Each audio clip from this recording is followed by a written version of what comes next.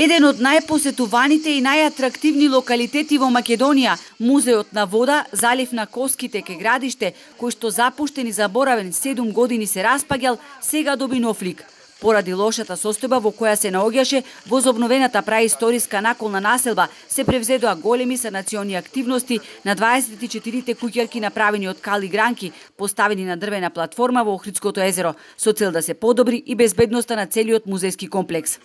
Презедовме доста чекори за реставрација на самата палафитна населба, на изложбениот простор во музеот, санитарните јазли, целиот комплекс. И она што не се гледа, да речам, тоа е наводнувањето, ќе го решиме наскоро, објавен е тендер и одбрана е фирма која ќе го спроведе тоа. Исто така со осветлувањето, вентилацијата и така натака.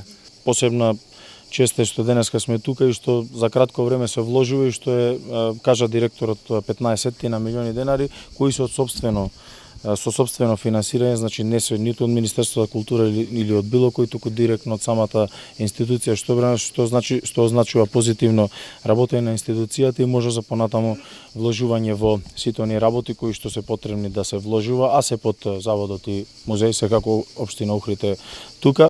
Кога имаме една ваква енергија која што ја обединува локалната и централната власт, тогаш резултатите и успехот се неизоставени, изјави премиерот Мицкоски на пуштањето во употреба на целосно санираниот музеј на вода.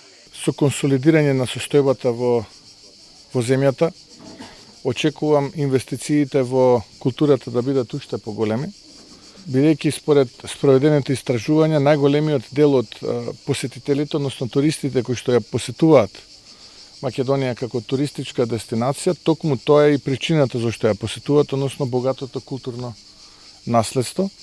Според Државниот завод за статистика, во мај оваа година во однос на истиот период лани, бројот на туристи е зголемен за 22%. А ако се земе предвид првите 5 месеци од оваа година во однос на претходната, имаме 16% повеќе туристи, а бројот на ноќевања е зголемен за 12%. Во фокусот на оваа влада, еден од најзначајните сегменти е и туризмот, истакна Мицкоски.